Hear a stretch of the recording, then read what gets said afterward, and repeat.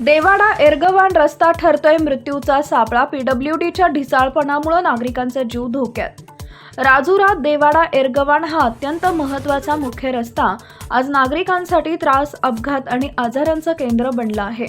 या रस्त्याची अक्षरशः पार चाळण झाली असून प्रवास म्हणजे जीव मुठीत घेऊन जाण्याची वेळ नागरिकांवर आली आहे. सध्या महामार्गाचं काम सुरू असलं तरी गडचांदूर औद्योगिक नगरीकडे जाण्यासाठी हा मार्ग अत्यंत सुलभ आणि महत्त्वाचा दुवा आहे. या मार्गावरून तेलंगणा राज्यातून येणारी जड वाहतूक तसेच कोरपणा तालुक्यातील सिमेंट उद्योगांची अवजड वाहनं सातत्यानं धावतात.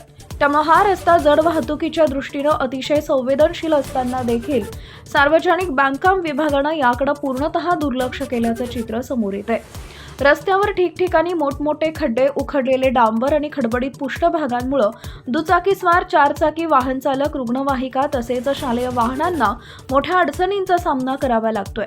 अनेक नागरिकांना मणक्याचे आजार, पाठदुखी तर वाहनांचे वारंवार नुकसान होत आहे. अपघाताची शक्यता दिवसेंदिवस वाढत असून एखादी मोठी दुर्घटना घडण्याची भीती व्यक्त केली जाते आहे. स्थानिक नागरिकांनी व वाहन चालकांनी या प्रश्नांवर वेळोवेळी निवेदन दिले, मात्र प्रशासनाकडून केवळ तात्पुरती डागडुजी केली जाते. पावसात ती डागडुजी काही दिवसातच उखडून जाते आणि परिस्थिती पुन्हा जैसे थे होते.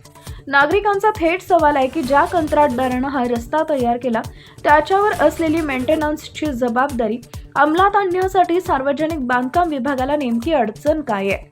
दोषी कंत्राटदारावर कारवाई का केली जात नाहीये असा संतप्त प्रश्नही उपस्थित होतो आहे. औद्योगिक, आंतरराज्य व ग्रामीण वाहतुकीसाठी महत्त्वाच्या असलेल्या या रस्त्याबाबत कायमस्वरूपी, मजबूत आणि जड वाहतुकीस योग्य काम तात्काळ करण्यात यावे, अन्यथा आंदोलन छेडलं जाईल असा इशाराही नागरिकांकडून दिला जातो आहे.